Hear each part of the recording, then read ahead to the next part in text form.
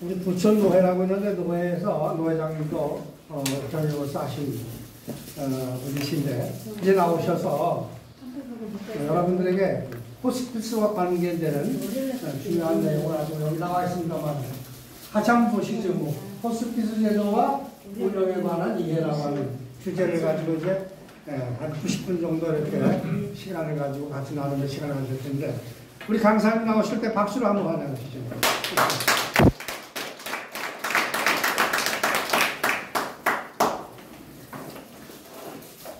네, 반갑습니다. 이세광이라고 합니다. 오늘 여러분과 함께 나눌 내용은요, 호스피스 제도와 운영에 관한 이해라는 제목입니다. 먼저 시작하기 전에요.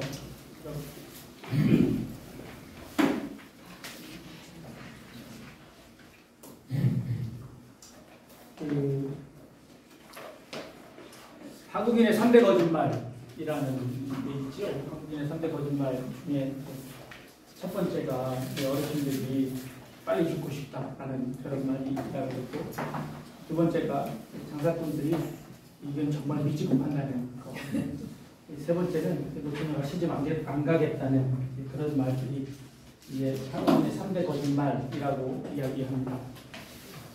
거꾸로 한번 살펴보면요, 노처녀가 시집 안 가겠다고 하는 말이 옛날에는 거짓말이었는데 요즘은 거짓말이 아닌 것 같아요. 거짓말이 아니게 돼버렸어요. 요즘 결혼하지 않은 우리 여자분들이 되게 많잖아요. 그리고 이게 혼자 살아도 충분히 살 수 있는 능력이 되니까 요즘은 결혼을 안 하는 비혼주의를 아주 표방하는, 결혼하지 않겠다라고 이야기하는 그런 이제 우리 많은 것 같고요. 여자들뿐만 아니라 남자들도 마찬가지예요. 이게 거짓말이라고 했는데 실제로 거짓말이 아닌 게 되어버린 거죠. 이 두 번째, 장사꾼들이 미치고 판다라고 하는데, 그러니까 이게 거짓말이라고 했는데 요즘은 실제로 거짓말이 아니게 되어버렸어요. 왜냐하면 뭐 월세 내야지, 뭐 내야지, 그러면 미치고라도 팔아야지 운영할 수 있게 되는 거죠. 네, 더군다나 요즘은 주식을 하면요, 주식은 이렇게 미치면 빨리 팔아야 되는 거예요. 만약 그거 들고 있다가 깡통 계좌 되면 이제 더 큰 문제가 되는 거죠. 그래서 미치고 판다는 것이 거짓말이 아닐 수 있겠다라는 생각이 드는 겁니다. 이게 마지막인데요. 이건 거짓말일까요, 아닐까요? 거짓말일 수가 있는. 그래서 거짓말이었으면 좋겠다 싶은 생각이 드는데요. 오늘 제가 이 얘기를 조금 해보려고 합니다. 한국인들의 기대 수명이 있어요. 이 한국인들의 기대 수명이요, 1970년도에는 62.3세였어요. 그러니까 62세였죠. 근데 지금 2020년에는요 83세예요. 그러니까 70년에서 2020년까지 지금까지 기대 수명이 60세에서 80세 20년이나 들었어요. 20년이. 엄청나게 이게 오래 사시게 된 거죠. 오래 사시면 축복이죠. 여자분들 65세에서 86세까지 되니까 20년이 훨씬 더 넘게 지금 건강하게 되셨어요. 내일 저희 토요일 날 저희 교회에서는 어르신들 모시고 이제 나들이를 가려고 효도 행사를 하는데, 예전에 뭐 10년 전, 뭐 15년 전 효도 행사할 때는 다들 할머니, 할아버지 모시고 이렇게 갔는데 요즘은 뭐 80세 되셔도 다 그냥 혼자 돌아다니시니까 나는 효도 그 행사 안 가도 된다라고 안 오시는 분들까지도 생겨질 정도로 요즘 아주 건강하게 오래오래 사시는 그런 시대가 되었죠. 그런데요, 또 하나 재밌는 건요, 이 건강수명이라는 게 있어요. 건강수명은요, 이게 2000년도에는 67.4세가 그러니까 67세까지는 건강하게 사셨다는 겁니다. 근데 지금 73.1세예요. 그러니까 73세까지는 건강하게 사시고 그 이후서부터 몸이 조금 안 좋아지신다는 거예요. 아까 기대 수명은 80세예요. 근데 지금 건강 수명은 70세예요. 그러면 최소한 한 10년 동안은 이렇게 병과 함께 살아야 되는 거죠. 한 10년 정도는 최소한 통계적으로 한 10년 동안은 병과 함께 어려움을 당하면서 사시는 시기가 한 10년 정도는 되어진다는 거죠. 이게 문제인 거예요. 오래 사는 건 좋은데 그 오래 사는 것이 정말 건강하게 오래 살았으면 좋겠는데 이제 그럴 수 없다는 것이 현실이니까 그 현실 속에서 이 10년 동안의 이 괴리를 도대체 그럼 우리는 어떻게 살아야 하는가 하는 것이 우리에게 맡겨진 질문이라는 겁니다. 이 10년 동안 돌아가신 분들이 무엇으로 고생할까요? 한국의 사망 원인을 봤습니다. 제일 많은 사망 원인은 뭘까요? 암입니다. 암입니다. 10만 명당 160명이 그 암이에요. 그 암으로 돌아가시는 거예요. 암이 이 83년도 이때부터 해서 아주 기하급수적으로 올라가서 지금은 이 암이 최고 많은 사망 원인이에요. 대부분 암으로 돌아가셨죠. 사실은요, 그 전에 암으로 돌아가신 분이 많았는데 그때는 의학적으로 그게 암이었는지 아니었는지도 모르고 돌아가신 분들도 많았을 거예요. 그런데 이제는 의학이 발달해서 검사해보니 암으로 발견되고 그래서 이 어려움을 당하는. 두 번째는요? 두 번째 어떤 병이 많을까요? 심장질환. 심장 그리고 폐렴 그리고 뇌질환. 근데요, 이 마지막 다섯 번째가 뭐냐면 자살로 돌아가시는 분들이 이렇게 많대요. 그러니까 10년 동안. 근데 이 자살을 조금 더 깊이 들여다볼 필요가 있어요. 뭐냐면요, 60대 이상의 자살 동기를 보니까요, 60대 이상인데 자살하신 분들이 왜 자살을 선택했는지를 보니까 질병이 최고예요. 육체적 질병. 그러니까 질병으로 고통당하니까 내가 이걸 도저히 이대로 사는 것이 무의미하다고 생각하고 너무 고통당하니까 이 고통당하는 것을 벗어나고 싶어서 스스로 목숨을 끊는 거죠. 그렇다면 이 다섯 번째인 것과 그 앞에 있는 것이 사실은 같은 내용인 거죠. 그렇죠? 그러니까 여기 이게 다섯 번째가 자살이지만 사실은 이 자살하신 분은 이런 병 때문에 자살하신 거예요. 그러니까 사실은 이 모든 원인들이 이 병에 관련된 거가 되는 거죠. 자살 문제도 있고요, 육체적 질병 문제도 있고, 그리고 정신과적 질병 때문에 자살을 선택하시는 분들도 꽤 많아요. 결국 그것도 질병 때문인 거죠. 그리고 경제생활, 가정문제, 사별, 직장문 이런 것들로 해서 여러 가지 일들이 일어나고 있다는 겁니다.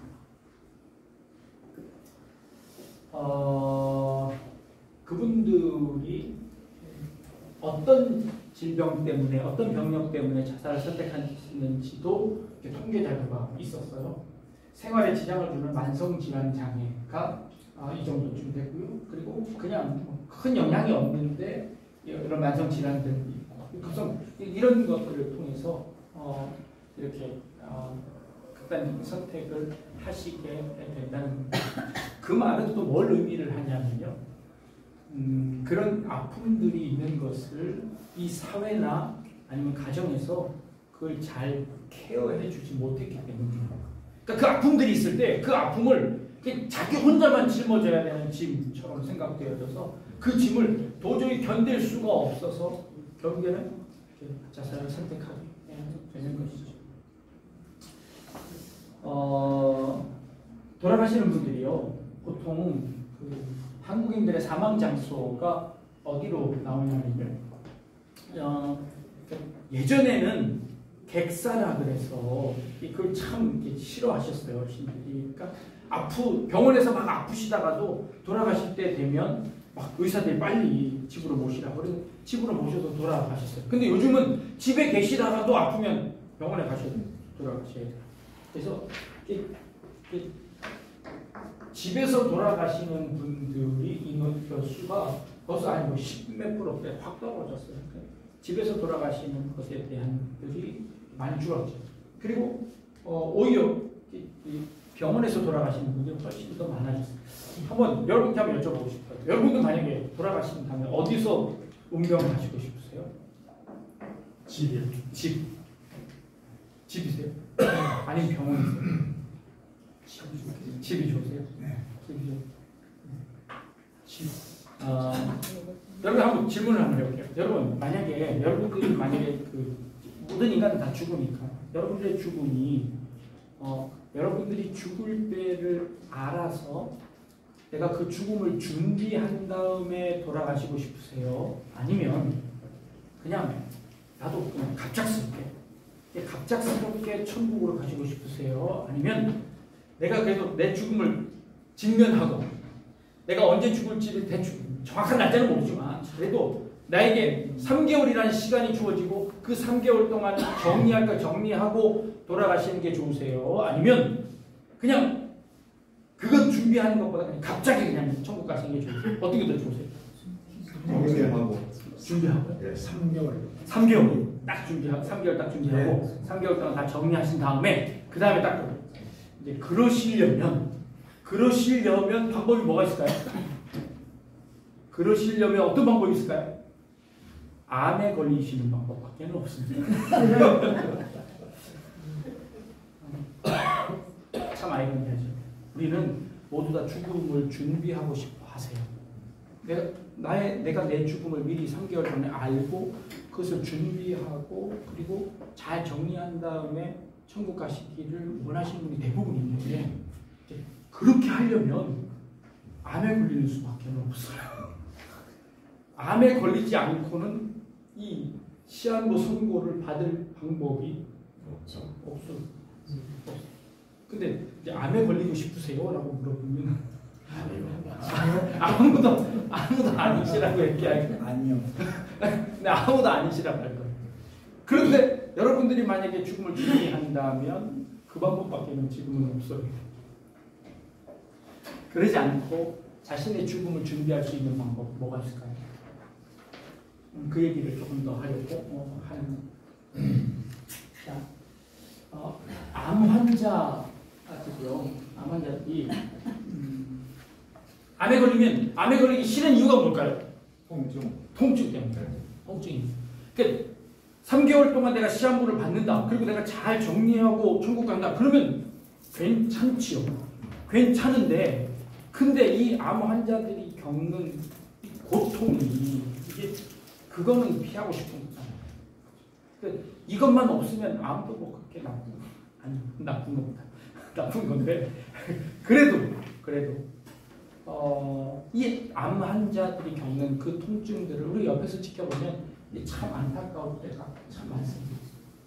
그런데 암 환자의 통증을 바라보는 의사들의 시각이에요. 어떨까요?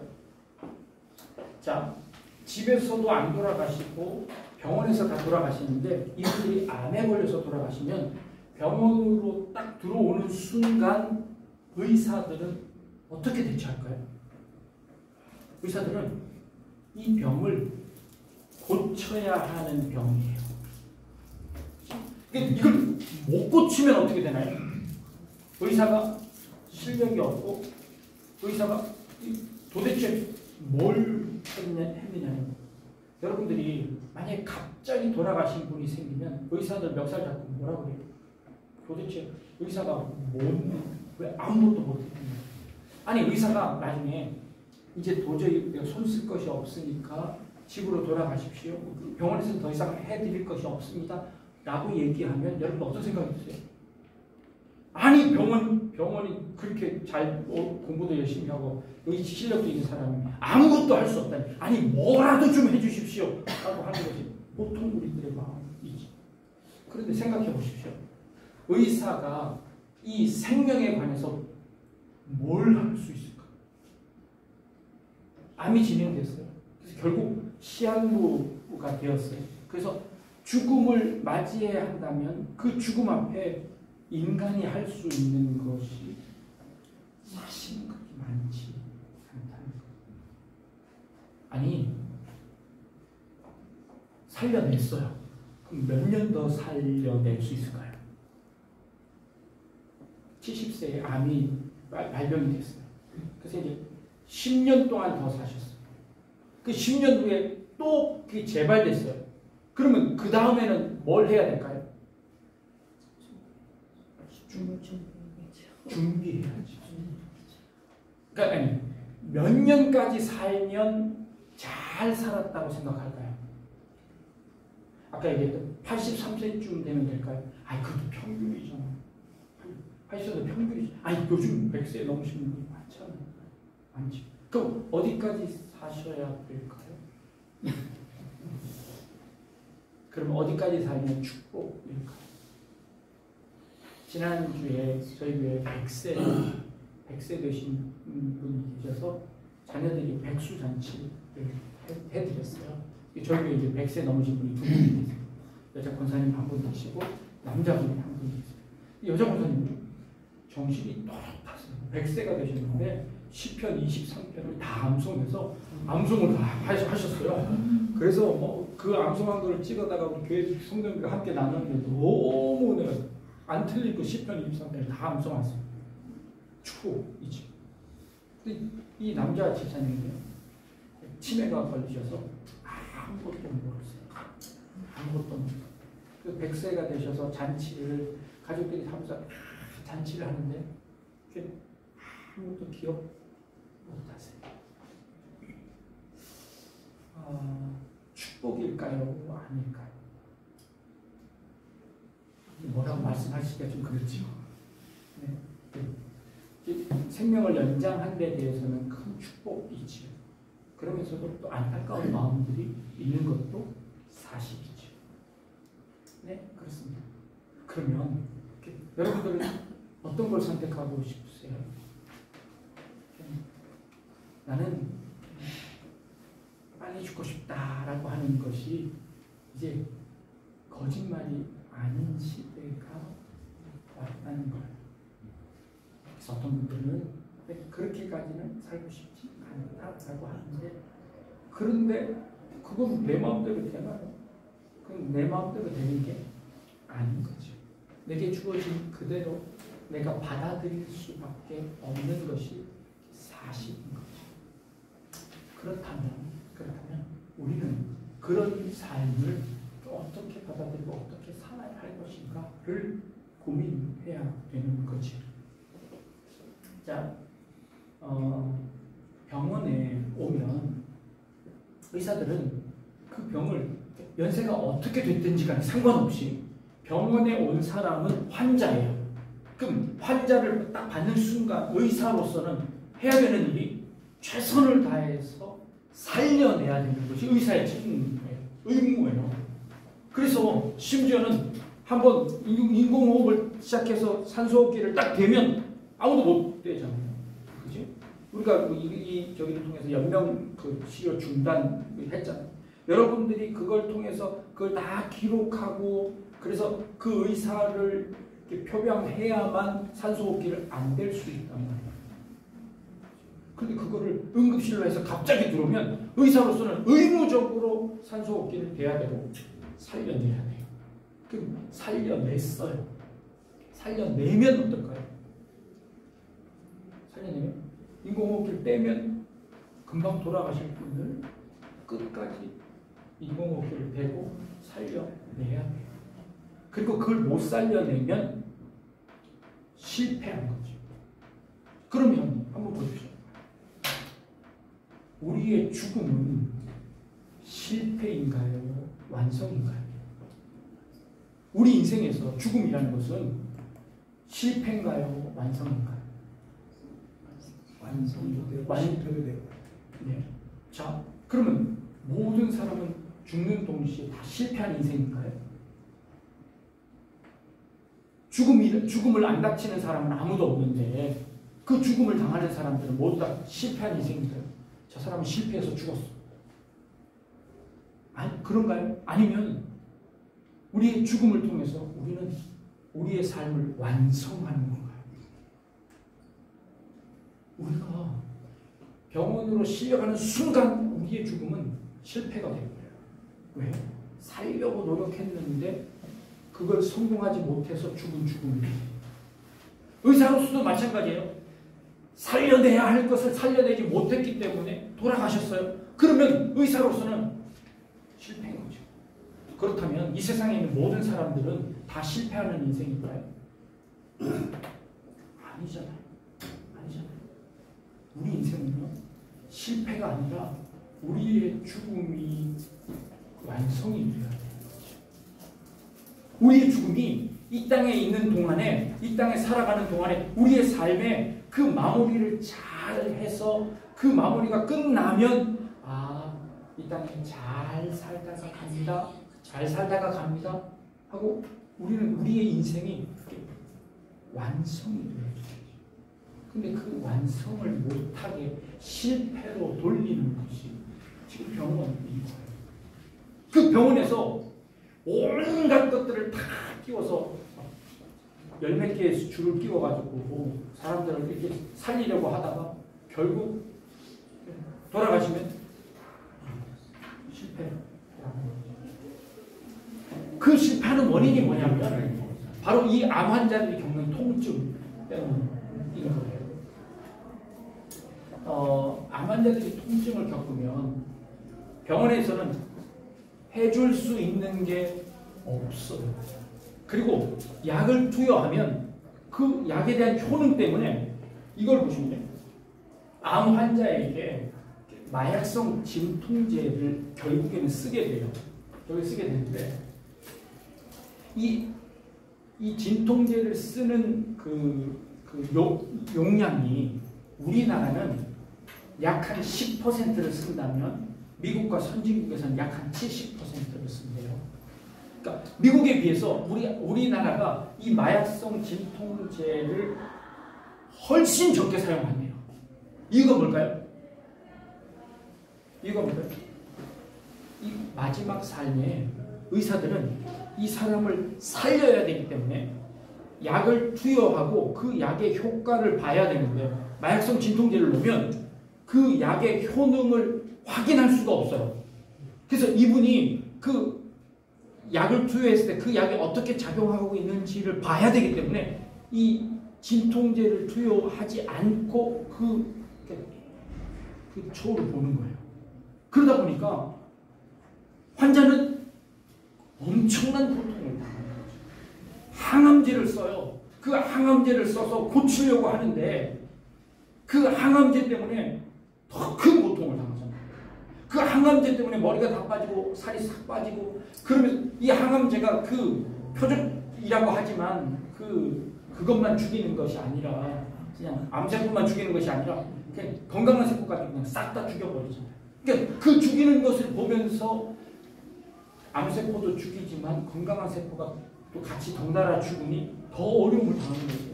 그런데 그 어려움을 당하고 있을 때 마약성 진통제를 못 쓰는 거예요. 안 쓰는 거죠. 의사들이 얘기해요. 부작용의 염려 때문에 환자의 내성이 생길까봐 효과를 덜 낼 거라 생각해서 진통제 중독될까봐 여러 가지 이유 때문에 안 써요. 근데 안 쓰다 보니 환자는 마지막 삶에 이 자기의 생을 정리할 수 있는 시간조차 갖지 못하고 그 나머지 3, 4개월을 그냥 고통 속에서 살아보려고 발버둥 치다가 죽게 됩니다. 아까 여러분들이 말씀하셨던 것처럼 진짜 한 3개월 동안 내 죽음을 잘 정리하고 그리고 그 죽음 속에서 내가 정리할 사람을 다 정리하고 여러분들이 그러셨다고 10세 생신인가 그때 친구분들에게 부고장을 다 내셨대요. 본인이 살아계실 때 부고장 다 친구분들 다 쫓아오셨대요. 그때 친구들이 깜짝 놀라서 그 부고장을 가지고 다 오셨어요. 근데 거기에 뷔페에다가 음식을 쫙 차려놓고 마지막으로 다 대접하셨어요. 나 죽은 다음에 오면 내가 얼굴도 못 보는데 나 살아있을 때 얼굴 보고 나 죽은 다음에 안 와도 된다. 지금 부주 갖고 온 것들 다 갖고 오는 거.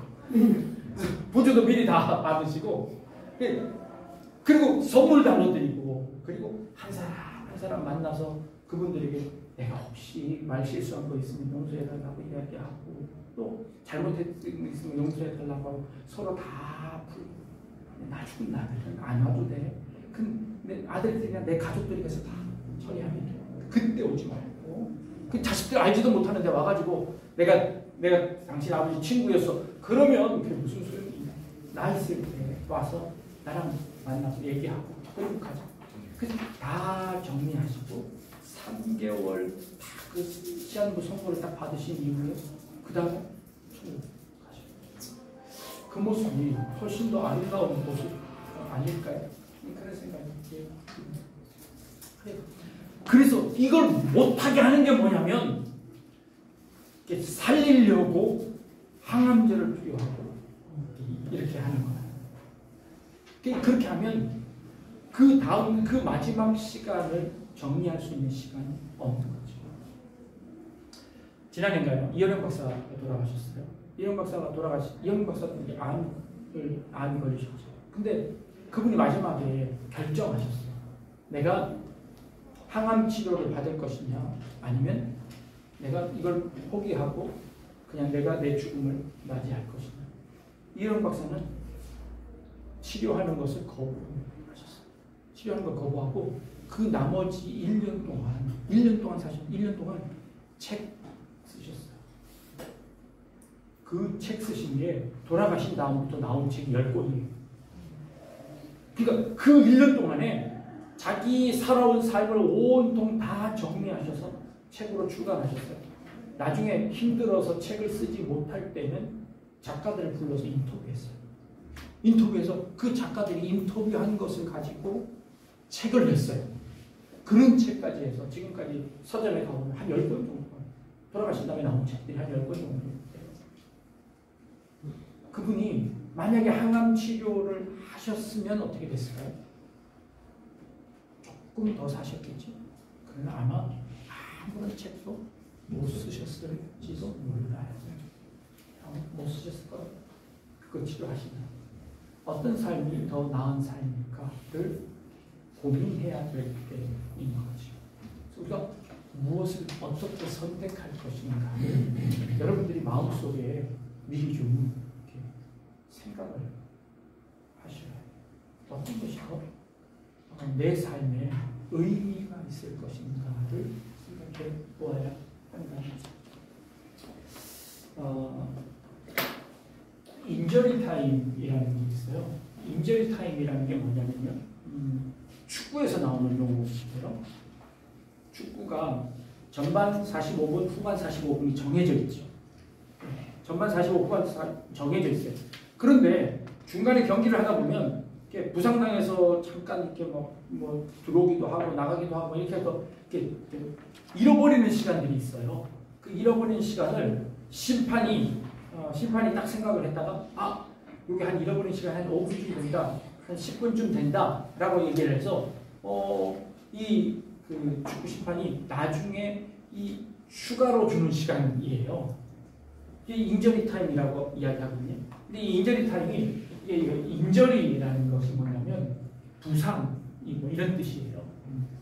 이게 인저리 타임이라고 이야기하기도 하고 루스 타임이라고 하기도 하고 에디셔널 타임이라고 이야기하고 어떤 사람은 영어를 언저리 타임이라고 해서 뭘 좀 얹어주는 타임이라고 생각하기도 하고 그런 시간이 인저리 타임이라는 시간이 있어요.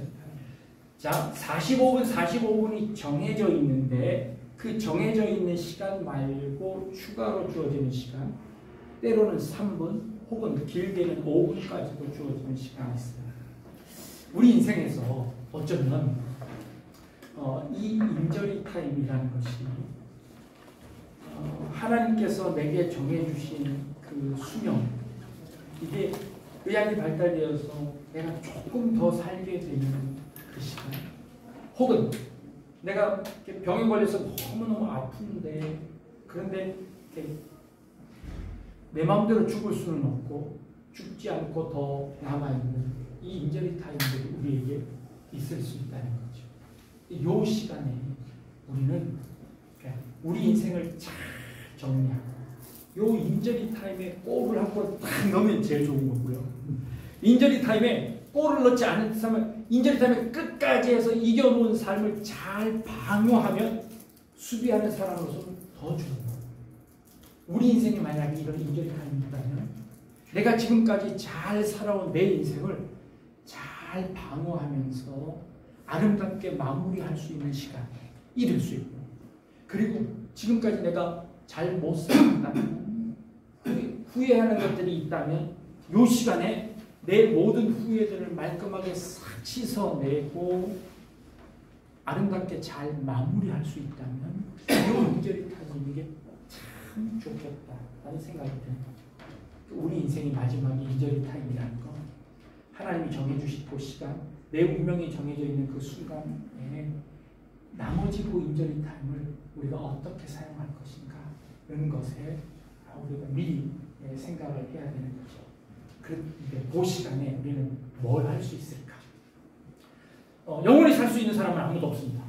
성경에서도요, 예수님이 죽은 사람을 살려주기도 나사로를 살려줬어요. 나사로가 살은 다음에 나사로는 몇 년 더 살았을까요? 죽었다가 나사로가 무덤에서 막 걸어 나왔어요. 이렇게 살아난 나사로가 몇 년 더 살았을까요? 성경에는 안 나와 있습니다. 그러면 이 나사로가 10년, 20년 더 아니 죽음에서 살아난 다음에 나사로는 그 다음서부터 안 아팠을까요? 아팠을 거예요. 아팠을 거예요. 그리고 또 죽었을 거예요. 그런데 그 나사로가요, 한번 죽었다가 살아난 다음에 나사로의 삶은 어땠을까요? 더 이상 그에게 죽음이 두려웠을까요? 아니요. 그렇지 않았을 겁니다. 근데 한번 죽어봤는데, 한번 죽어봤는데, 더 이상 죽음이 내 삶을 막거나 혹은 내 삶에 방해가 되지 않는다는 것을 나사로는 알았을 겁니다. 그 다음부터 나사로의 삶은 어땠을까요? 진짜 죽음을 무서워하지 않는 그런 삶을 살았을 수도 있습니다. 어쩌면 그 나사로가 무덤에서 나온 이후의 그 삶은 어쩌면 인저리 타임인 거죠. 자기에게 추가로 주어진 삶이에요. 그 추가로 주어진 삶 가운데 그는 뭘 하고 살았을까요? 그리고 만약에 여러분들에게 지금 3개월이 남았다, 혹은 여러분들에게 인저리 타임이 생겼다라고 하면 그 인저리 타임에 여러분들 뭘 하실까요? 뭘 하시고 싶으세요? 저는요, 오늘 죽음을 당하는 죽음에서 맞이하는 죽음으로 우리의 이 인저리 타임을, 우리 이 마지막 삶을, 우리의 생각을 좀 바꿨으면 좋겠다 라는 생각을 하는 겁니다. 병원에서 실패한 죽음은 당하는 죽음이죠. 죽음을 당한 거예요. 그런데 그 인저리 타임에 내가 오히려 적극적으로 그 죽음을 맞이하고 죽음을 준비한다면 이 죽음은 내가 맞이하는 죽음이 될 수 있겠다라는 생각이 듭니다. 중세 로마가 개선 장군이요, 이렇게 그 승전가를 부르고 들어올 때 옆에서 하인을 하나 시켜서 메멘토 모리라고 하게끔 했다고 이야기하죠. 그래서 당신도 죽을 수 있다. 당신도 죽을 수 있다. 죽음을 명심해라라고 하는 겁니다. 중세 개선 장군들이 했던 그 메멘토 모리, 죽음을 기억해라라는 단어입니다. 메멘토 모리죠. 삶을 향한 질문이 있습니다. 있는 것은 없어지고요, 살아있는 것은 모두 다 죽기 마련입니다. 이게 생명 자체의 원리이죠. 죽음을 바라보는 시각이 어떠냐에 따라서 삶을 바라보는 시각이 달라질 수 있습니다. 세계를 보는 태도, 인생관이 있습니다. 두 가지 인생관이 있는데요. 하나는 결정주의 인생관이고요, 하나는 우연주의입니다. 결정주의 인생관이라는 것은요, 삶이 정해져 있고 운명이다라고 생각하는 겁니다. 정해진 대로 살아라는 거죠. 여러분들 어떻게 생각하세요? 삶은 정해져 있나요? 아니면 우연이 있고 내 마음대로 살아가는 건가요? 이 둘 중에 어떤 것들이 여러분들 마음에 드세요? 정해져 있나요? 정해져 있다고 생각하는 순간 우리는 어떻게 생각하나요? 정해져 있는데 뭐 굳이 내가 노력할 필요 있나? 정해져 있는데 그러면 내 삶도 하나님께서 정해놓은 날짜가 있으니 그 날짜가 될 때까지 그러면 내 건강도 안 챙겨도 되나요? 어차피 그때 죽을 건데 하나님이 정해놓으실 때 죽을 건데 나는 그때까지 그냥 어떻게든 내 마음대로 살아도 되는 걸까요? 아니면 우연주의 삶이 자유 뜻한 대로 살아 이건 사람이 노력하는 건강에 열심히 노력한 대로 받는 것이다 라고 생각하는 거죠. 이 태도에 따라서 죽음을 바라보는 것도 달라집니다. 자, 내가 막 살고 싶은데 하나님이 정해놓으셨어. 너는 그때 죽어야 돼. 우리 죽음이 뭔가요? 받아들이는 숙명이죠. 아니 나는 좀 더 살고 싶은데 하나님께서 너 그때까지만 살아. 그럼 우리는 그냥 죽어야 되는 거예요. 우리가 삶을 바라보는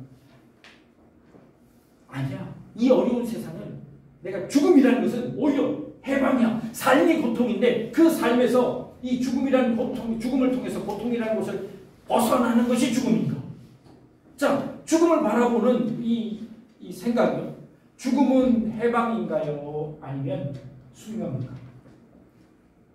죽음은 우리의 삶의 끝에서 끊어버리고 싶은 그 숙명인가요? 아니면 죽음은 이 고통을 끊고 나가는 해방인가요? 죽음은 삶의 끝에서 삶을 끊어버리는 숙명, 죽음이 공포로 덮어버리거나 잊어버리고 싶은 삶에 대한 억압인가요? 아니면 죽음이 삶의 끝에서 고통을 벗어나게 하는 해방인가요? 모든 인간이 죽는데 그 죽음을 우리가 숙명적으로 받아들일 것인가 아니면 인간의 해방으로 받아들일 것인가 이거에 따라서 삶의 이 살아가는 방식들이 달라질 겁니다. 그렇죠? 그런데 저는 어느 것 하나 이게 하나만을 취하기가 애매한 것 같아요. 이거인 것 같기도 하고 저거인 것 같기도 하고 이거로서의 장점이 있고 저거로서의 장점이 분명히 있는 사실이죠. 그렇다면 지금 현재 우리는 죽음이라는 것을 뭘로 받아들여야 될까? 저는 좀 엉뚱한 결론을 한번 내보려고 합니다. 삶과 죽음은 밥과 똥이다. 삶과 죽음은 밥과 똥이다. 자, 여러분 그 식사를 언제 하셨나요? 점심 드셨죠? 점심을 드셨는데 여러분들이 드신 점심 여러분들이 드신 아침은 여러분 입을 통해서 들어가셨는데 이게 언제쯤이면 뒤로 나올까요? 언제쯤이면 뒤로 나올까요? 보통 이게 한 하루에서 하루 반 정도 걸려야 뒤로 나온답니다. 그러면 우리 몸속에 있는 이 밥은 입으로 들어가서 어디쯤 가면 똥으로 변할까요? 어디쯤 가면 똥으로 변할까요? 창자 저쯤 가면. 자, 그러면 여러분들의 몸속에는 오늘 아침 드신 밥도 있고 그리고 어딘가에는 어제 아침 드셨던 거에 벌써 변해서 저기 밑에 어딘가에 못 나오고 있는 것도 있을 겁니다. 자, 여러분들의 몸속에 밥과 똥이 뒤섞여 있죠.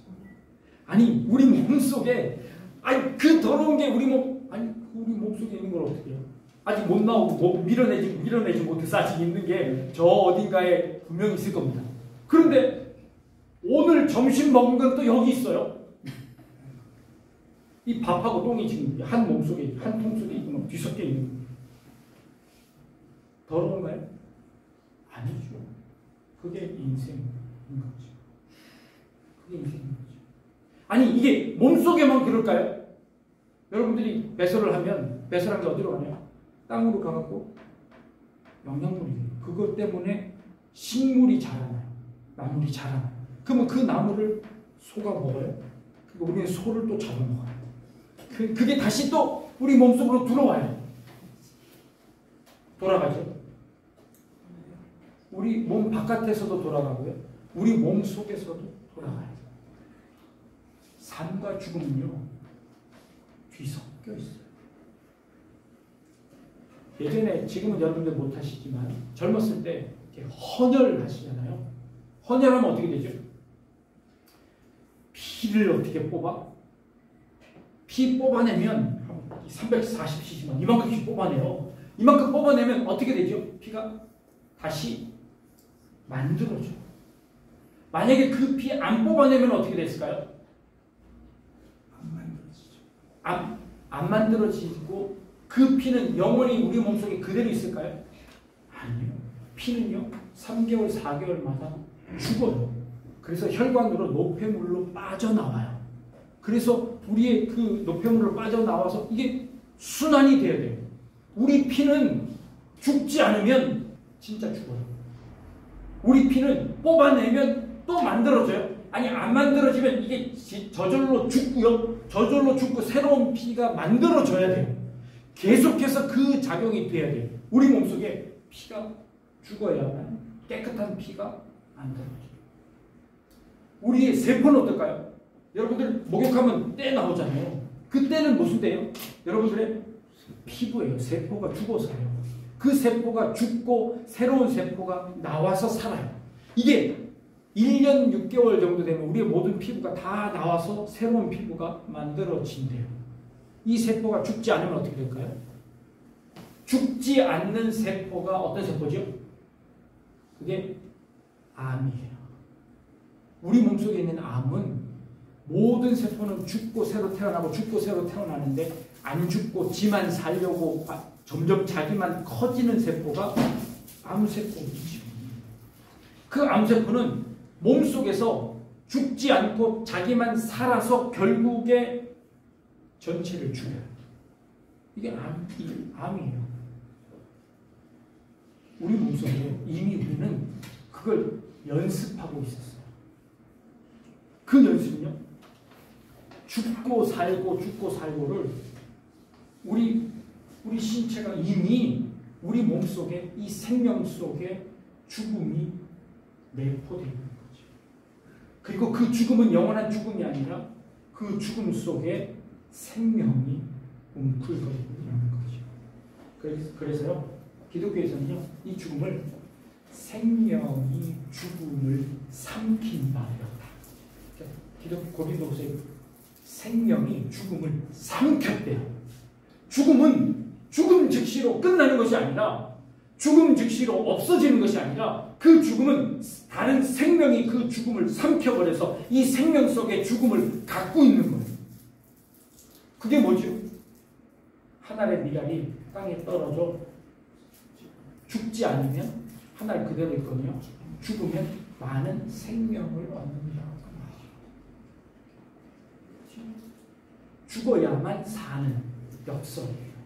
근데 그 역설이 이미 우리의 몸속에 있었고 우리는 그것을 이미 연습했고 그것을 하나님께서 신께서 우리 몸속에 이미 그런 원리들을 이렇게 넣어주셨어요.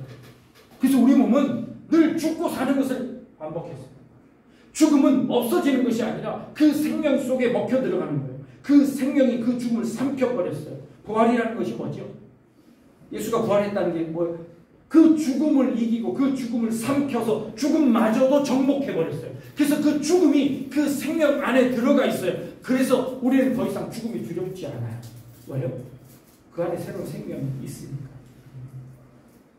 그런 이 기독교의 죽음에 관한 전혀 다른 가르침인 거죠. 그래서 죽음이 생명을 가져가는 겁니다. 우리는 그런 연습을 해왔어요. 그래서 우리는 이 죽음을 바라볼 때 죽음이 실패이거나 죽음이 끝이거나 죽음이 더 이상 아무것도 아닌 것이 아니라 이 죽음은 생명에 의해서 새롭게 태어나는 것이고 그 생명으로 말미암아 그 죽음마저도 삼킨 바 되어서 이 죽음과 생명이라는 것을 따로 떼어놓을 수 있는 것이 아니라 함께 있는 것이다. 그리고 한 걸음 더 나아가서 우리의 생명은 영원한 생명으로 저 천국에서 영원히 살 것이라는 소망을 가지기에 그 영원이라는 생명 안에 영원한 생명 안에 이 모든 죽음들이 다 그리고 들어가는 거죠. 또 다른 소망을 얻게 되는 겁니다. 이게 참된 우리의 삶을 바라보게 되는 거죠. 그래서 우리는 이 죽음과 삶을 따로 보지 않고 이 죽음과 삶을 대림으로 보는 것이 아니라 오히려 그것이 한 통 속 안에 한 몸 속 안에 이미 들어와 있는 것이다 라고 자연스럽게 받아들인다면 우리는 죽음에 대한 더 이상의 두려움이나 이런 것들을 조금 제할 수 있지 않을까. 그리고 우리에게 남겨진 그 인저리 타임 가운데 우리가 어떻게 살아가야 할지를 더 긍정적으로 고민해 볼 수 있지 않을까 하는 생각인 거죠. 자, 그러기 위해서는요. 사람들이요, 인저리 타임 가운데 암 선고를 딱 받는 순간 보통 사람들이 뭘 생각하죠? 도대체 나한테 왜 이런 일이 생길까? 다른 사람 다 건강한데 왜 나한테만 이런 어려운 일이 생길까? 나한테 왜 이렇게 이런 일이 생겼을까? 뭐 때문에 그랬을까? 내가 약도 잘 먹고 뭐도 잘했는데 도대체 뭐 때문일까? 하는 생각을 가질 때가 참 많습니다. 그 이유가 뭐냐면 이런 이유 때문입니다. 시간은 어떻게 흘러나요? 시간은 과거에서부터 현재로 그리고 미래로 시간이 흘러갑니다. 그렇죠? 과거, 현재, 미래로 시간이 흘러갑니다. 그러면 지금 이 현재는 뭐 때문에 생겼죠? 과거 때문에 생겼죠. 그래서 이렇게 시간의 흐름을 생각하면요. 우리는 보통 어떤 생각을 하냐면 뭐뭐 때문에 라고 생각을 합니다. 자, 지금 내가 요 모양 요 꼴로 사는 이유는 옛날에 과거에 그것 때문에 내가 누구를 잘못 만나가지고 내가 그 인간 때문에 내가 지금 이러고 사는 거야 라고 생각하시는 분들이 참 많지. 내가 지금 이 자리에 있는 것은 뭐 때문에 과거 때문에 현재가 생겼다고 생각하는 겁니다. 그러면 우리의 미래는 뭐 때문에 결정되나요? 내 현재 때문에 미래가 결정되죠. 이렇게 시간의 흐름을 보면 우리는 늘 뭐 때문에 나에게 일어난 일은 근데 그것 때문일까요? 아닐까요? 아니 그분 안 만났으면 여러분 뭐하고 사셨을까요? 아니 그 인간 안 만나셨으면 여러분들 뭐하고 지금 사실 더 나은 인생이었을 거라는 보장은 있으세요? 우리가 시간을 과거, 현재, 미래로 보면 늘 우리는 뭐뭐 때문이라고 생각을 해요. 내가 그때 그걸 잘못 선택해서 그것 때문에 내가 내 인생이 지금 이렇게 꼬였어. 과거 때문이라고 생각해요. 근데 아마 성경에 나오는 이야기인데 날 때부터 소경된 사람이 있었어요. 그런데 제자들이 가다가요, 그 예수님한테 물어보는 거예요. 예수님, 저 사람은 누구 죄 때문에 저렇게 됐을까요? 하고 질문을 해요. 이 질문의 컨셉은 뭘까요? 저 사람이 소경인 것은 죄 때문이고 그 죄는 그 사람 잘못이라고 하기에는 날 때부터 그랬으니 그게 아니라 그럼 부모 때문입니까? 라고 하는 거지. 그럼 뭔 일이 생기면 우리는 다 부모 탓인 거예요. 내가 부모를 잘못 만났어. 내가 과거에 뭐 때문에 라고 생각하는 것이 대부분의 사람들의 하는 패턴이죠. 시간을 한번 거꾸로 한번 생각을 해볼게요. 시간이라는 것이 과거, 현재, 미래로 가나요? 아니면 이렇게 보면 안 될까요? 시간이 미래에 있던 시간이 나 있는 현재를 지나서 과거로 흘러가잖아요. 그죠? 다시 한번요. 미래에 있던 시간이 흘러와서 나한테를 지나가서 이게 흘러가서 과거로 지나가잖아요. 그러면 시간은 미래에서 현재에서 과거로 가는 거 아닌가요? 이렇게 사는 사람들은 어떻게 생각하나요? 이렇게 이야기합니다. 위하여라. 이렇게 얘기했었어요. 그 날 때부터 소경인 자를 보면서 이거는 하나님의 영광을 위해서 그렇게 된 거야 라고 이야기합니다. 위로한답시고 그렇게 해요. 근데 그게 위로가 될까요? 내가 지금 고통당한 거는 너 하나님을 위해서야. 그러니까 너는 입 딱 다물고 그 고통 다 겪어내. 이것보다 더한 고통은 어디 있어? 미래를 위해서는 지금 현재를 참고 기다려야 돼요. 그 미래는 언제 오는데요? 그 미래는 언제 올 건데요? 우리가 내일 되면 내일은 또 내일을 위해서, 내일은 또 내일을 위해서요. 그럼 우리는 언제까지 참아야 되는데요? 언제까지 참아야 되는데요? 죽을 때까지 참아야 돼요. 죽을 때까지. 그 죽은 다음에는요. 그때는 괜찮아질 거라고요. 그래서 우리의 현재를 몸을 위해서요. 근데 이럴 수도 있어요. 본인이 직접 내가 이 당하는 고통은 정말 하나님의 영광을 위해서, 하나님의 나라를 위해서 내가 조금 힘들더라도 내가 견디고 일어나겠습니다 하고 본인의 고백이면은 좋은 신앙 고백이 될 수 있어요. 그런데 옆 사람이 야 그거 하나님의 영광을 위해서니까 좀 참아. 왜 나만 참아야 되는데? 라고 이야기할 수 있죠. 이건 절대로 옆에 있는 사람이 그 사람을 위로하면서 할 수 있는 말은 아닙니다. 절대 여러분들 그렇게 말씀하시면 안 돼요. 그러면 하나님이 그 능력이 많은 하나님이 고작 나의 고통을 통해서 영광을 받으신단 말이야. 그 하나님이 그 위대한 하나님이 고작 내 고통을 통해서 영광을 받으셔야 하는 하나님이라면 나 안 믿을래요. 박완서라는 소설가가요. 절규하면서 그렇게 얘기했어요. 그 아들이 의대 다니던 아들이 교통사고에서 금방 죽었어요. 그 죽은 아들을 향해서 하나님, 당신이 내 아들의 피값을 원하셨습니까? 이 절규하면서 하나님 글을 쓴 거예요. 당신이 내 아들의 피값을 원하셔서 내 아들을 미리 데려가셨습니까? 당신의 영광을 위해서 이 일을 하셨습니까? 이건 진짜 절규지요. 옆에 있는 사람들이 자꾸 하나님 나의 영광을 위해서 그랬어. 위로랍시고 한 위로인데요. 그것이 오히려 그 사람의 마음을 후벼파는 길들이 했던 거죠. 그건 본인의 고백일 수 있어요. 그러나 절대 옆에서는 그렇게 이야기해서는 안 됩니다. 그렇다면 예수님의 말씀을 우리가 예수님께서 이렇게 말씀하셨다. 그 말씀 할 수 없겠네요. 그 다음 대답이 나옵니다. 그렇다면 우리 지금 어떻게 받아들여야 되냐? 영광을 위해서도 아니라고 하면 도대체 어떻게 해야 되냐? 그런 질문이 당연히 나와야죠. 당연히 나와요. 저는 시간을 다르게 한번 생각해 보려고. 자, 이 시간이요. 과거라는 시간이 어디에 있나요? 과거라는 시간은 이미 지나가 버렸어요. 없어요.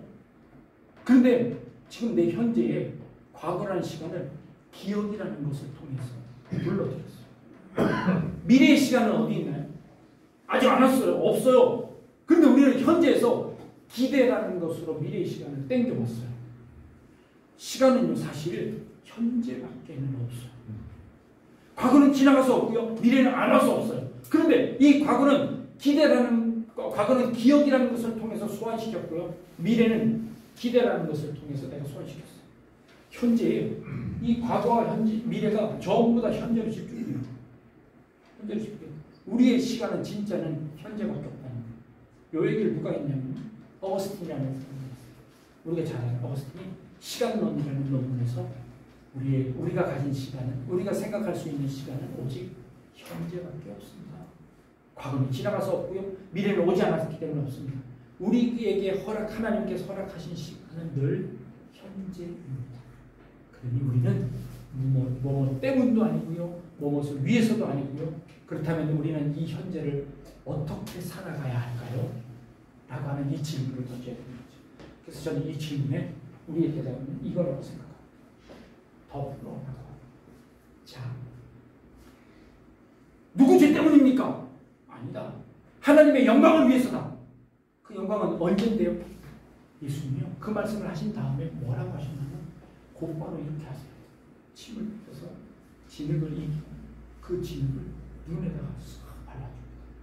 한 사람도 그를 거들떠보지 않고 한 사람도 그에게 다가가지 않는 그 사람을 예수님께서 직접 찾아가셔서 진흙을 이기고 그리고 그것을 눈에 발라서 그리고 실로암에 가서 씻겨서 그를 살려내는 일을 예수님이 하십니다. 이게 뭐 때문도 아니고 무엇을 위해서 고통을 당하는 것도 아니고 그 자리에서 그와 함께 더불어 그 아픔과 그 고통을 함께 행하는 그 일을 예수님이 하셨다는 거죠. 그것이야말로 진짜 치우고 그리고 우리가 할 수 있는 일을 하는 거예요. 요한복음 9장에 보니까 이렇게 되어 있습니다. 너희가 할 수 있는 것을 해라. 아니 때문도 아니고 몸을 위해서도 그것은 그가 고백할 수 있지만 그 위해서라는 것은 너무 멀리 있기 때문에 그건 우리가 말할 수 있거나 우리가 할 수 있는 것이 아니라 지금 우리가 해야 하는 것을 해야 되는데 그것이 무엇이냐? 더불어 함께하는 것입니다. 우는 자와 함께 울고 즐거워하는 자들과 함께 즐거워해라. 그 말인 거죠. 더불어 함께하는 것이 우리에게 필요하다는 거죠. 이 더불어는요, 아까 말씀드린 우리 몸속에 밥과 똥이 더불어 뒤섞여 있습니다. 우리의 삶 속에 삶과 죽음이 더불어 있습니다. 그것이 우리의 현재를 살아가고 있는 우리 현재의 우리의 삶인 거죠. 아픔과 고통이 기쁨과 뒤섞여 있습니다. 우리 인생 안에 슬픔과 기쁨이 섞여 있습니다. 우리 인생이 기쁘기만 하나요? 우리 인생이 슬프기만 하나요? 우리 인생이 아프기만 하나요? 그렇다고 아픔이 전혀 없는 것이 축복인가요? 늘 슬픔이 없이 기쁜 것만이 축복인가요? 아니, 그럴 수 없습니다. 우리 인생에는 슬픔과 그리고 기쁨, 그리고 고통과 즐거움, 우리 인생 가운데 뒤섞여 살아갑니다. 심지어 죽음과 삶조차도 우리 생명 안에 그 안에 뒤섞여 살아가고 있습니다. 그래서 우리는 이 뒤섞여 있는 이 삶 속에서 그 죽음을 받아들이는 우리의 입장, 아픔과 이해할 수 있는 없는 그런 일들이 벌어질 때 왜? 라는 질문은 그건 너도 모르고 나도 모르는 질문인데 그걸 왜 하는 거야? 아니 그건 누구도 대답할 수 없는 질문인데 왜라는 질문을 하는 걸까요? 뭐 때문에 우리는 그런 질문을 하는 걸까요? 내 인생이 누구 때문에? 아니요, 누구 때문이 아니에요. 뭘 위해서? 아니요. 우리 몸, 우리 삶 속은 그것이 뒤섞여 있는 삶이에요. 죽음과 이 모든 것들이 한 통 속 안에 뒤섞여 있어요. 더불어 살아요. 그럼 우리는 어떻게 해야 될까요? 이 더불어 살아가는 이 삶과 죽음이 뒤섞여 있는 더불어 살아가는 이 인생을 어떻게 살아가야 할까를 고민해야 하는 것이죠. 네, 삶과 죽음은 다른 것이 아니다. 삶과 죽음이 현재 함께 있는 것이다. 아까 말씀드린 생명이 죽음을 삼켜버렸다. 똑같은 얘기입니다. 우리 안에 다 더불어 살아가고 있는 겁니다. 죽음을 하루 앞둔 사람에게 만약에 여러분들에게 생명이 더 주어진다면 뭘 하고 싶습니까? 라고 물어보면요. 보통 뭐라고 얘기할까요? 바닷가에 가고 싶다. 사랑하는 사람 만나고 싶다. 또 뭐가 있을까요? 네. 죽기 전에 하고 싶은 일 뭐 있을까요? 여러분들 뭐 하고 싶으세요? 한 번만 더 별을 보고 싶다. 바다 보고 싶다. 마지막 삶의 순간에 사랑하는 사람 한 번 더 보고 싶다. 여러분 만약에 지금 내일 죽는다면 오늘 뭐 하고 싶으세요? 뭐 하고 싶으세요? 만약에 내일 내가 죽는다면 오늘 뭐 하고 싶으세요? 한 그루의 사과나무를 심겠습니다. 또 뭐 이런 분 계시나요? 뭘 하고 싶으세요? 좀 전에 말씀하신 대로 네. 친구들에게 부장을 벌어가지고 네. 친구들 다 벌어 모아서 네. 큰 잔치를 네. 한번 하고 싶으세요? 네. 그거 좋죠. 또 어떤 거 하고 싶으세요? 네? 여러분들 뭘 하고 싶으세요? 죽을 때까지 찬송하고 싶어요. 찬송하고 싶으세요. 네. 찬송하고 싶으세요. 또 뭐 하시고 그럼 이 바울이 네. 현재의 고난은 네. 장차 받을 영광의 조이 비교할 수 없다 그랬잖아요. 네. 나는 그 영광을 위해서 네. 하나님의 영광을 위해서 일하고 싶다. 네. 그 영광을 위해서 지금 뭘 하시고 싶으세요? 그 영광을 위해서 뭘 하고? 그래서 네. 내가 복음을 전하든지 복음을 전하시는 네. 네. 그러려면 내가 어떤 봉사, 내가 내 몸으로 네. 모든 사람들에게 유익을 줄 수 있는 네. 섬김을 주든지. 네. 아니, 근데 대신 이거를 조금 더 구체적으로 한번 생각해보세요. 봉사를 하고 싶으려면 어떤 봉사? 아니, 섬김. 어떤 섬김? 이걸 조금 좀 더 구체화시킬 필요가 있어요. 우리는 너무 큰 걸 생각하세요. 그래서 그 섬김 봉사 그 뜻은 너무너무 좋아요. 그런데 뭐 할 게 없어요. 생각해보지 않았어요. 우리 너무 큰 명제만 생각했어요. 하나님의 영광, 근데 그 하나님의 영광을 위해서 뭘 하실 건데요? 그럼 물어보면 별로 대답할 게 없어요. 그래 큰 것만 아니라 조그만 키 작은 것도 하나님의 영광이 될 수 있는 거거든요. 네, 그러니까 그 작은 지극히 작은 일은 네. 남에게 네. 유익을 끼칠 수 있는 내 삶이 되었으면 좋겠다. 그러니까 그 유익을 끼칠 수 있는 유익이라는 거는 네. 아주 큰 게 아니라 조그마한 일이라도 지극히 적은 것을 충성해도 네, 맞습니다. 그 지극히 적은 것은 네. 우리가 뭐냐? 네. 그 잘 모르겠어요. 그러니까 그 작은 게 뭐냐면 그 작은 게 뭐냐면 성경에서 뭐라고 되어 있을까요? 아니요. 옆집 혼자 사는 할아버지한테 가서 동무가 되어주겠다. 그거. 성경에서 뭐라고 얘기했을까요? 성경에서는 물 한 그릇 떠주는 거. 소자 어린애들 물 한 그릇 떠주는 거 얘기했어요. 그러니까 이게 구체적으로 얘기했단 말이에요. 그래서 하나님의 영광, 하나님의 영광을 위해서 뭘 할까요? 아무것도 없어요. 물 한 그릇 떠주는 거. 그런 것들이 우리의 삶에 없어요. 그거를 함께 더불어 살아가요. 많은 사람들이 이게 쭉 얘기해요. 그러니까 뭘 하고 싶다, 뭘 하고 싶다. 자, 그러면 그거를 지금 하시면 됩니다. 네. 지금 하시면 됩니다. 지금 하라는 거예요. 아니, 내가 죽기 전. 아니야. 죽기 전. 힘 있을 때. 지금 내가 의식이 있을 때. 말씀하신 것처럼 친구들 아니 지금 하실 수 있잖아요. 그 돈도 좀 있으시잖아요. 네? 그거 얼마 안 들어가잖아요. 그 움켜쳐봐야 이제 앞으로 10년 더 못 쓰잖아요. 그죠? 지금 그 부주 지금 내가 죽을 때 갖고 그거 안 내도 되니까 내가 미리 다 받아놓을 테니까 나 영수증 다 처리해 줄 테니까 그때 부주하지 말고 그때 부주해봐야 그놈들 다 가져갈 테니까 하지 말고 지금 나한테 주면 내가 그걸 잔치 해서 지금 하는 거죠. 우리는 뭐 때문도 아니고 몸을 위해서도 아니고 지금 나와 함께 있는 사람과 더불어서 아픔을 함께하고 기쁨을 함께하고 이 지금 현재를 사랑하고 살아가는 거죠. 내가 죽기 전에 하고 싶었던 거 그거 지금 하시라는 거예요. 지금 아끼지 마시고. 얼마 전에요 저희 성도님 중에 한 분이요 전화를 받았어요.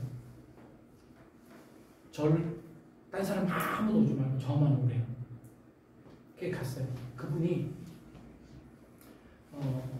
생활보호대 상자예요. 그래서 정부에서 주는 돈 조금 받고 어렵게 사세요. 진짜 어렵게 사시는 분인데 이제 식사도 잘 못 하시니까 이제 복지관에서 늘 갖다 주는 식사 하시는 분이에요. 근데 제가 그 방에 딱 들어가는 순간 저한테 5만 원짜리를요 10장씩 요 방향 해갖고 1,000만 원을 나한테 내놓으신 거예요. 1,000만 원. 목사님 좀 보관 좀 해달라. 정말 나한테 보관해달라. 이분 자식도 없고 자기를 챙겨줄 사람이 없어요. 그런데 자기 은행에다가 돈을 넣어두면 그 1,000만 원 때문에 생활보호대상자에서 빠지는 거예요. 이게 도움을 못 받는 거예요. 그러니까 이 돈을 은행에다 넣을 수도 없고 이걸 장롱에다 감춰놓자니 두렵고 믿을 사람이 나밖에 없대. 저를 불렀어요. 그래갖고 그 1,000만 원을 나한테 준 거예요. 그리고는 아니 이렇게 돈이 많으신데 왜 이러고 사냐고 좀 그러면서 그 침대가 한쪽이 찌그러져가지고 허리가 아프대요. 이 돈 갖고 내 침대 새 걸로 좋은 걸 볼 침대로 튼튼한 걸 바꿔드리겠다고. 아니 자기 그러면서 저 목공새가 나무 합판 하나 잘라가지고 그 합판을 거기다 대달래요. 그래서 그거 대드렸어요. 거기다 이불 이만큼 깔고 주무시겠대. 그분은 돈을 써본 적이 없어요. 그래서 이걸 어떻게 살아야 되는지를 모르세요. 그게 결국에 지금 1,000만 원 제가 들고 있어요. 그분 돌아가시면 지금 저희가 이제 그 마을 장례단이라고 해서 무연고자 장례식을 저희가 치러드리고 있거든요. 연고자가 아무도 없는 분들 이렇게 오면 그분 주변에 있는 분들 함께 모셔다가 이렇게 같이 이제 생각하면서 장례를 치러드려요. 그런 걸 하는데 제가 그것 좀 해서 보내드려야 될 것 같아요. 그럴 때 이제 쓰겠지. 그리고 나머지는 제가 이 얘기 여러 군데 해나가서 제가 쓸 수는 없고 이제 어떻게 처리를 해야 되겠지. 좋은 데 써야 되겠지. 그거 내가 지금 그걸 위해서 내가 지금 이렇게 사는 건 뭐뭐 때문에 아니요. 지금 내가 주어진 내 삶 가운데 그것 가지고 주변에 있는 사람들에게 좀 베풀면 얼마나 좋을까요? 얼마나 구두 쓰신지 그분이 옆집 사람은 맨날 싸우고 내 거리 그러고 살아요. 아니 그만큼 돈 갖고 있으면서 그거 갖고 한 끼만 사줬어도 얼마나 칭찬을 듣겠어요. 네. 그렇게 움켜쥐고 살았어요. 지금 그거를 할 거를 생각하시고 하나님의 영광 큰 거, 그 말고 진짜 오늘 할 수 있는 거 내가 오늘 지금 할 수 있는 거를 생각을 안 해보셨어요. 우리는 그냥 큰 명제만 생각 하나님의 영광을 위해서 살아야지. 하나님의 영광을 살아야지. 말만 지금 여태까지 했고 그래서 뭘 할 건데? 라고 물어보면 아무것도 없어요. 그 삶을 지금 내가 할 수 있는 거를 찾으라. 지금 내가 현재 지금 할 수 있는 거 하라는 거죠. 죽지 않을 것처럼 살지 말아요. 내일 죽을 건데 그것도 모르고 오늘 그 비유 있잖아요. 내일 죽을 사람이 오늘 그냥 곡간을 막 짓고 그 곡간 안에 갖다가 쌓아두면서 죽지 않을 것처럼 살지 말고 또 아직 죽지 않은 것처럼도 살지 말아요. 우리 안에 이미 죽음이 들어가 있어요. 우리 안에 이미 죽음이 들어가 있어요. 그래서 우리는요 아까 현재를 사랑하는 거죠. 이게 까르페 디엠이라는 거예요. 까르페 디엠을 맡으면요 현재를 사랑해라 라는 거예요. 우리에게 주어진 이 현재를 사랑하는 거예요. 자 이제 진짜 본론으로 들어가는데 이 현재를 사랑할 수 있는 방법이 뭘까요? 임종을 앞둔 분에게 진짜 필요한 게 이거예요. 호스피스. 그래서 지금 내게 주어진 이 삶, 호스피스는 보통 임종을 앞둔 분들이에요. 그러니까 이제 특히 이제 암으로 인해서 3개월입니다. 그러면 그 3개월 동안 뭘 할 수 있을까? 보통 3개월이라는 진단을 딱 받는 순간 사람들은 불평, 불만, 원망 그 단계가 있잖아요. 불평하다가 그 다음에 나중에 좌절하다가 결국에 낙심해버리는 그런 단계들을 거치지 말고 이 호스피스 기간 동안에 진짜 현재를 사랑하고 살아갈 수 있는 그래서 내 삶이 실패가 아니라 내 삶이 진짜 그 인저리 타임에 성공하고 마무리할 수 있도록 진짜 영광스럽게 내 삶을 마무리할 수 있는 그걸 만들어줘야 되는데 그 만들어줄 수 있는 시간 그 방법이 호스피스를 통해서 그 시간을 잘 만들어갈 수 있다. 호스피스가 뭘까요? 죽음을 앞둔 말기 환자나 그의 가족을 사랑으로 돌보는 행위로서 남은 여생 동안 인간으로서의 존엄성과 높은 삶의 질을 유지할 수 있도록 신체적, 정서적, 사회적, 영적인 돌봄을 통해 삶의 마지막 순간을 평안하게 맞이할 수 있도록 하며 사별 후에 가족이 갖는 고통과 슬픔을 잘 극복할 수 있도록 돕는 홀리스틱, 총체적인 돌봄을 뜻합니다. 라고 이게 우리 어디서 나오는 거지? 국가기관에서 나오는 호스피스에 대한 정의예요. 이 호스피스는 이런 거다라고 하는 거죠. 이게 보면요, 삶의 마지막 그 순간에 신체적, 정서적, 사회적, 영적인 돌봄이 다 이루어질 수 있도록 돌봐야 된다라는 정의는 가지고 있어요. 그런데 이게 병원에서 안 되고 있어요. 왜 안 된다고요? 아까 말씀하신 살려내려고 하는 발버둥 치는 것 때문에 이 호스피스 제도라는 이 좋은 제도를 만들어 놓고도 이거를 활용하고 있지 않고 이것을 사람에게 많이 인식되지 않아서 이걸 잘 못하고 있다는 거예요. 이게 현실입니다. 이 호스피스 제도를 통해서 병원에서 실패하는 것이 아니라 인저리 타임에 내 삶을 잘 마무리해서 성공적인 인생이 될 수 있도록 안 죽는 사람이 어딨어. 우리 인생 안에 죽음과 삶이 다 동시에 다 들어가 있는데 그리고 그것은 언제인지 우리가 알 수 없는데 그런데 나에게 정말 정해진 시간이 있다면 그 시간을 내가 정말 알차게 보내서 그 알찬 시간 동안에 내 삶을 잘 정리하고 주변에 있는 사람들과 인사를 다 하고 그리고 갈 수 있는 진짜 좋은 시간 이 호스피스를 통해서 가질 수 있게 된다는 거죠. 그래서 이 호스피스가 참 중요한데 이거를 우리가 잘 활용하고 있지 않고 또 그 사용 선고를 이렇게 그 병원에서 몇 개월이라는 순간을 딱 듣는 순간 우리 그냥 팍 나와버리죠. 아무것도 안 하고 아무것도 안 하고 뭐 때문에 그래 내가 그때 뭘 좀 잘할 걸 그때 약을 더 먹을 걸 그 누가 뭐라고 할 때 그 병원 가볼 걸 그거 아니라 그건 아니라 지금 그 주어진 그 시간을 진짜 알차게 보낼 수 있는 그 시간 이게 호스피스를 통해 가능하게 되어 있습니다. 임종 과정, 회생의 가능성이 없고 치료에도 불구하고 회복되지 않고 급속도로 증가하는 임박한 상황, 연명의료결정법에 관한 이게 법이에요. 임종 과정에 있는 환자, 이 말기 환자라고 하는 이 사람들에게 이제 호스피스가 해당이 되었죠. 그리고 그 호스피스는 이런 환자들을 대상으로 이제 호스피스가 되는데요. 그래서 연명의료결정법에 의해서 이 호스피스 완화치 요때 병원에서 뭘 해줘야 되냐면 그 진통을 겪지 않고 그러니까 진통제를 사용해서 고통을 느끼지 않으면서 자신의 삶을 잘 마무리할 수 있도록 병원에서 해줘야 하는데 우리나라 병원에서 이걸 안 해주고 있다는 거예요. 그래서 이 호스피스가 결정이 되고 나 호스피스 병동에 가잖아요. 그러면 그 호스피스 병동에서는 진통제를 적극적으로 줘요. 그래서 내가 고통당하지 않고 아플 때마다 그 고통을 이겨낼 수 있도록 도와줘서 그 시간을 정말 의미 있게 보낼 수 있도록 도와줄 수 있다는 거죠. 그래서 이 호스피스 이거를 적극적으로 활용했으면 좋겠다라고 말씀드리는 거죠. 그리고 우리가 이것을 미리 아시고 그 병원들을 이게 병원이 정해져 있어요. 근데 이 호스피스 병동에서는 이게 돈이 될까요, 안 될까요? 돈이 안 되잖아요.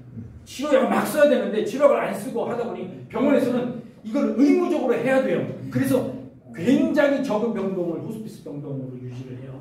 그래서 이것을 예약하고 들어가는 것이 쉽지는 않지만 그러나 우리가 자꾸 이런 것들을 통해서 건의를 하고 얘기를 하고 해서 이 호스피스 병동이 점점 많아져서 우리의 삶이 정말 이것들을 통해서 마지막을 성공하고 갈 수 있도록 하는 그런 삶을 살아야 되는 것이고 그리고 우리가 적극적으로 얘기해야 되는 거죠.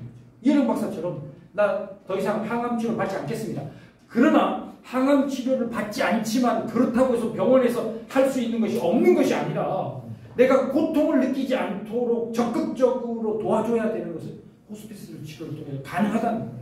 이게 국립병원에는 호스피스 병동이 더 적극적으로 많이 있어서 이걸 통해서 내가 암을 치료하는 목적이 아니라 내 삶을 마지막에 잘 마무리할 수 있도록 고통스럽지 않게 살아갈 수 있도록 만들어내는 이 일들이 필요하다. 그래서 이걸 보면 호스피스에 좋은 거 되게 많이 있습니다. 자, 입원형이 있고요. 가정형이 있고 자문형이 있어요. 이거 다 신청하면 받을 수 있는 거예요. 입원형은 20병상 있고 전문의가 한 사람이 있어서 병원처럼 돼 있어요. 그래서 이렇게 있는 것이고요. 가정형 호스피스가 있어요. 호스피스 이분들이 정확하게 암 진단을 받고 호스피스 등록을 하면 이분들을 불러다가 가정형에서 호스피스를 받을 수 있는 제도가 있어요. 그리고 자문형이 있어요. 그래서 이거는 자문을 받을 수 있는. 그래서 입원형, 가정형, 자문형 호스피스 제도가 운영되고 있어요. 그래서 이걸 우리가 모르기 때문에 못 사용하고 있고 그리고 이것을 하려고 생각하지 않아요.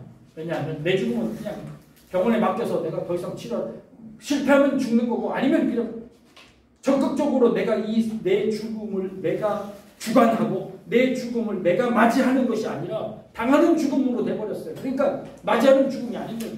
이 호스피스 제도는 그 죽음을 내가 맞이하는 것, 준비하는 것. 그래서 준비해서 그 준비하는 것을 내가 받아들이는 것. 내 자기가 자기의 죽음을 준비할 수 있어. 이 가능하다. 제가 미국에서 있을 때 권사님이신데 권사님이 집으로 초청을 하셨어요. 보니까 집에 가니까 이만한 파일이 2개가 있으시더라고요. 한 파일은 뭐냐면요. 첫 페이지를 탁 넘기는 순간 전화번호가 있는데 병원, 본인이 다니시던 병원 전화번호하고 그 병원에 이게 진료받았던 기록들이 이렇게 쭉 있어요. 만약에 이제 그 노인 그 아파트에서 혼자 사시는데 누군가가 내가 탁 쓰러졌다. 그랬을 때 누군가 아무나 와도 제일 잘 보는 데서 그 파일을 딱 꺼내서 첫 페이지를 탁 피면 병원, 두 번째 페이지를 탁 피면 그 다음에 어떤 것, 그 세 번째 페이지를 보니까 장례식장, 그 네 번째 페이지 보니까 그 장례식장에 연결해야 될 친구들, 가족들 번호, 이 페이지를 넘기는 순간 이분의 모든 것들을 다 준비해 놓으신 거예요. 다 준비해 놓으세요. 그래서 그 장례식장도 미리 예약해 놓은 거, 그거 해놓은 거. 그래서 모든 것들을 다 준비해 놓으셨어요. 그래서 누구든지 와서 첫 페이지 펴서 차례대로 하면 됩니다. 이렇게 한 페이지를 다 준비하셨어요. 그게 파일 하나예요. 나머지 파일 하나는요, 자기가 지금 하고 있는 거. 자기가 그분이 여자분이 시를 제가 시 쓴 거. 그래갖고 신문에다 기고 있는데 당첨돼가지고 그 신문에서 이렇게 오려놓은 거. 그거 스크랩. 그 스크랩 해갖고 하나 좋은 걸 스크랩해서 지금 내가 현재 하고 있는 일인데 이렇게 딱 해놓으셨어요. 파일이 2개가 들어있어요. 하나는 자신의 죽음을 준비하는 파일. 하나는 현재 내가 삶을 살아가고 있는 파일인 거죠. 그분은 진짜 아니 건강하세요. 건강하신데 불구하고 그분은 자신의 모든 것들을 다 준비해 놓으셨어요. 생명과 죽음을 동시에 사시는 거죠. 살았지만 이미 죽은 자처럼 그 모든 걸 다 준비하셨어요. 영원히 죽지 않을 것처럼 살지도 않으세요. 그런 삶을 우리가 그리고 그분은 그거를 만나는 사람마다 전도해가지고 나 이렇게 해놨으니까 당신도 이렇게. 그리고 집에다 프린터를 만들어서 그 노인 아파트에서 모든 사람들 다 그거 만들어가지고 직접 하는 사람 도와줘서 그거 다 할 수 있도록 도와주는 그런 거 하시더라고요. 그 진짜 조그만 일들, 현재 내가 할 수 있는 일을 하는 거죠. 그런 일들을 준비하시죠.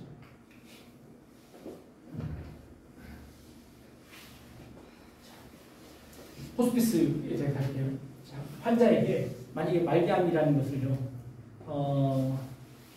만약에 여러분들이 만약 암에 걸렸는데 자녀들이 안 알리고 쉬쉬하는 게 좋을까요? 알려주는 게 좋을까요? 알려주는 거. 여러분들은 알려주는 게 좋죠. 예. 자녀들은 어떻게 생각할까요? 안 알려주겠지. 안 알려주겠죠. 그런데 적극적으로 알려줘야 돼요. 그래서 본인도 준비할 수 있게, 그리고 가족들도 준비할 수 있게 해줘야 돼요. 네. 더 이상 치료할 수 있는 것이 없을까요? 아니요. 그렇지 않습니다. 암에 걸리거나 아프면요, 엄청나게 많은 일들이 필요합니다. 근데 이거 완화하는 치료가 필요해요. 아니 암을 고쳐내는 치료가 아니라 지금 내 현재 이 삶을 윤택하게 만들어줄, 더불어 내가 살아갈 수 있도록 만들어주는 이 치료가 필요해요. 이 치료가 호스피스 안에 들어갑니다. 살려내는 치료가 아니라 아니 언제까지 살 건데요? 아니요. 살려내는 치료가 아니라 지금 내가 당하고 있는 아픔을, 지금 내가 아파하고 있는 것을 치료해 줄 수 있는 치료들이 얼마든지 있어요. 그 병원에서는 그걸 해줘야 되는 거예요. 그래서 그걸 내가 부탁해야 되고 그걸 해달라고 이야기해야 돼요. 그걸 해야 돼요. 그래서 내가 통증이 있다, 구토가 있다, 호흡이 곤란하다. 치료가 목적이 아니라 지금 내가 호흡을 잘 할 수 있도록 약물 치료를 줘라. 강하게 요구할 수 있어요. 그래서 내가 지금 이 삶을 윤택하게 살아내야 되는 거죠. 네.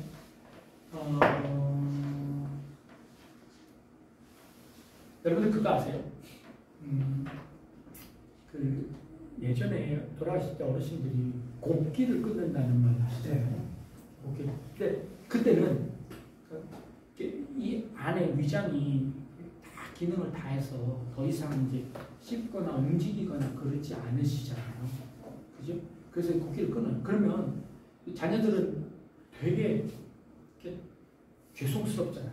그러면 이제 예전에는 뭐 미음이라도 해요. 조금씩 드리고 하는데 나중에 결국 미음도 못 드시고 이게 다 뱉어내시잖아요. 토해내시잖아요. 그럼 요즘 어떻게 하나요?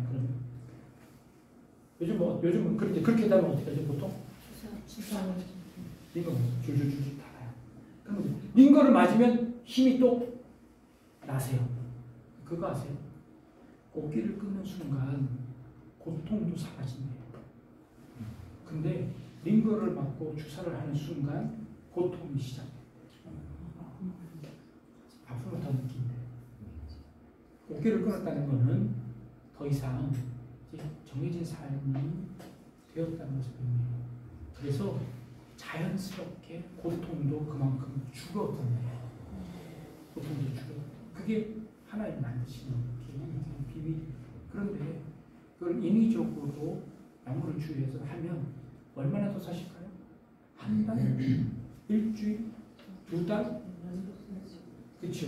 그런데 그 2달 동안에 당하는 고통은 훨씬 심하대요. 그때는 말도 할 수 없는데 더 이상 내가 아프다고 표현할 수 없는데 그 고통을 다 당하시는 거예요. 오히려 자연적인 마취가 되어서 그 고통이 더 줄어들었어요. 그래서 한두 번을 할 수 있지만 너무 잦은 조금 기력이 약해지면 금방 또 링거 맞히고 또 주사 맞히고 이렇게 하는 것이 오히려 그 어르신들을 힘들게 하는 것일 수 있다. 그래서 이 통증 조절하는 게 필요해요. 그래서 그렇지만 어떨 때는 이 통증 조절이 자연생이 닿으면 그 통증도 줄어들 수 있는 거죠. 어쩌면 그것을 통해서 고통에서 해방되는 것일 수도 있다. 대신 적극적으로 그 통증을 더 이상 이렇게 영양제가 아니라 더 살아나는 그게 아니라 지금 현재 내가 당하고 있는 고통을 줄일 필요는 있다라고 하는 거죠. 네. 진짜 할 수 있는 것, 소중한 일. 그 전까지 내가 하고 싶었던 일을 할 수 있는 시간이 주어진다는 것은 어쩌면 축복이에요. 어쩌면 축복이죠. 내가 아무것도 준비하지 않고 있다 그냥 덜컥 죽는 것보다 어쩌면은 내가 사는 삶을 3개월 동안 연장받아서 그 인저리 타임 안에 그 인저리 타임을 정말 유용하게 잘 보내서 잘 마무리할 수 있고 진짜 성공한 삶이 될 수 있는 거죠. 그러니까 그 시간을 병원에서 더 할 수 있다고 아무것도 안 했을 거 아니에요. 오히려 나에게는 축복된 시간이다라고 받아들일 수 있는 거죠. 네. 호스피스 돌봄도 꼭 입원해야만 받을 수 있는 것이다. 아까 말씀드린 것처럼 자문형도 있고 방문형도 있고 그런 것들 활용해서 하실 수 있다는 것이죠. 가정용 호스피스는요 전문 간호사가 주 1에서 3일 방문하고 네, 이렇게 할 수도 있고요. 욕창, 상처 이런 걸 할 수도 있고요. 그리고 이런 것들도 치료 받으실 수 있습니다. 네, 호스피스 적응 기간은 임종할 때가 죽음을 기다리는 곳이다? 아니다. 적극적으로 우리의 죽음을 맞이하는 네, 그런 기간일 수 있습니다. 네, 아무것도 해주지 않는다? 아닙니다. 환자를 적극적으로, 사회적으로, 심리적으로, 영적으로 치료해 줄 수 있는 곳입니다. 네, 이렇게 있습니다. 그리고 자, 그렇습니다. 자, 여기 가격표인데요. 4일치에 있는데 이렇습니다. 한국병원에서는요, 월 57만 원 이렇게 하면 할 수 있고요. 20만원은 이렇게 요 정도 주면 이게 호스피스 그 법에 정해져 있는 수가입니다. 그러니 이렇게 해서 호스피스를 받을 수 있습니다. 대신 이게 예약하고 하는 것이 좀 쉽지 않기는 합니다만 자꾸 우리가 이런 것들을 알고 이용하고 활용해서 이런 것들을 하면 이게 점점 늘어날 수 있겠지. 이런 것들을 좀 미리 알아서 보실 수 있으면 네, 좋겠습니다. 자, 여기까지 강의 마치겠습니다.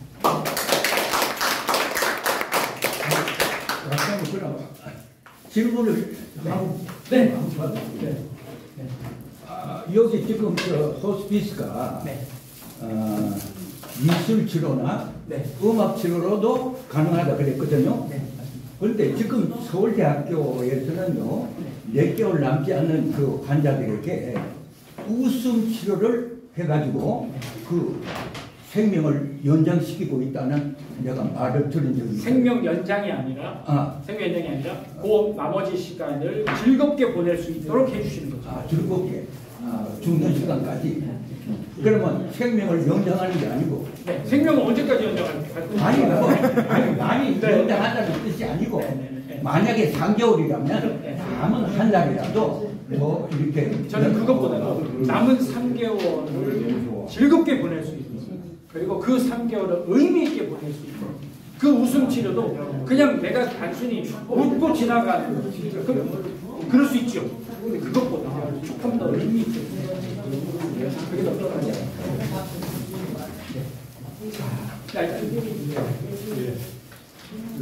제가 기억하기로 2018년에 그래서 후보가 된 건데 안락사가 아니고 완화 치료를 통해서 편안하게 갈 수 있도록 죽음 준비가 되도록 사전 의료 의향서를 쓰도록 했어요. 그래서 사전 의료 의향서를 쓴 사람은 보건부에 등록이 돼서 의사가 아무리 그냥 그 치료를 하려고 해도 암 치료나 호흡기 뛰어서나 혈액 결석이나 이런 걸 통해서 생명을 연장시키려고 해도 그것을 거부하고 사전 의료 의향서를 쓴 사람은 그런 치료를 받지 않고 통증 완화 치료만 해서 이렇게 좀 남은 생애를 갖겠다 이렇게 하도록 만들었는데, 그래서 그걸 이제 다 쓰도록 쓰는 사람, 그래서 쓴 사람은 이렇게 완화 치료만 하고 이제 갈 수 있도록 네.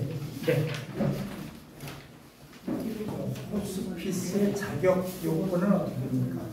아까 저기 나왔었는데요. 그러니까 이제 암이나 혹은 중대 질병으로 인해서 더 이상의 생명 연장이 불가능하다라고 의사가 판정했습니다. 그게 아니고요. 네. 호스피스가 되려면 어떤 자격 요건을 갖춰야 된다. 호스피스가 되려면, 그러니까 호스피스 치료를 받으려면 아니 치료가 아니라 호스피스가 되려면, 호스피스를 되려면. 본인이 해주고 하시려면 그건요, 아까 그 전문 의사가 있거나 아니면 전문 간호사들이 그 일을 합니다. 그래서 일반인은 아닙니다. 일반인은 대신 이건 가능합니다. 그 옆에서 상담을 해주거나 그 옆에서 어떤 일정의 그 옆에서 이렇게 도와주는 역할을 하지만 의사나 간호사들이 반드시 있어야 되는 것이고, 일반인들이 그걸 할 수는 없는 겁니다. 그거에 대한 지식도 있어야 됩니다. 일반인은 어느 선까지 할 수가 있나요? 상담하는 그 자격증이 되는 자격증은 없는 것 같고요. 네.